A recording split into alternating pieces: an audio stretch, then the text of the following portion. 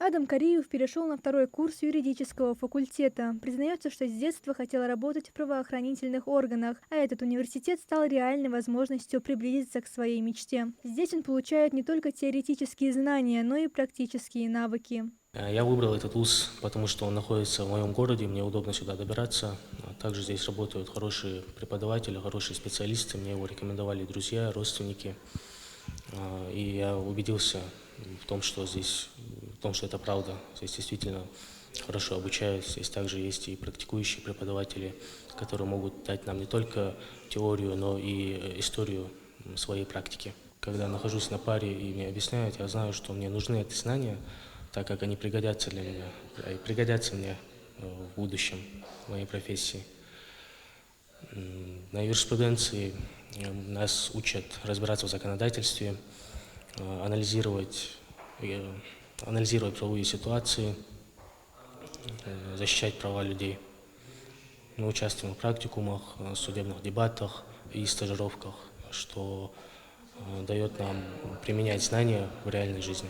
Мата Цурова учится на педагогическом факультете и тоже перешла на второй курс. Она на заочной форме обучения, отмечает, что такой формат особенно удобен для тех, кто совмещает учебу с работой. По ее словам, преподаватели всегда идут навстречу, создавая комфортные условия для обучения. Если говорить о педагогическом образовании в нашем вузе, то здесь мы изучаем методики обучения, психологию развития детей и, соответственно, современные технологии преподавания. В университете много практики, где мы учимся работать с разными возрастами и создавать интересные уроки. Что я могу сказать насчет своего обучения? Благодаря такой подготовке я уверенно себя чувствую и готова строить карьеру профессионала в выбранной мной профессии. Жизнь в нашем университете очень насыщенная, и мне очень импонирует наш университет, прежде всего, потому что он дает возможность погрузиться в выбранную нами область полностью. Гуманитарный университет имени Магомеда Шавхалова открыт в 2022 году. Здесь обучают по двум самым востребованным направлениям – юридическому и педагогическому. В вузе доступны очная, заочная и ускоренная формы обучения. Учреждение оборудовано всем необходимым для комфортной учебы студентов. Хочу подчеркнуть, что университет осуществляет образовательную деятельность на основе государственной лицензии. Это гарантирует соответствие всех программ строгим федеральным стандартам качества, а выпускники получают диплом государственного образца. Студенты университета сегодня активно участвуют во многих республиканских мероприятиях, что очень радует, показывают хорошие результаты. Мне особенно как руководителю колледжа, который рядом находится с университетом, видеть такие результаты наших коллег очень приятно.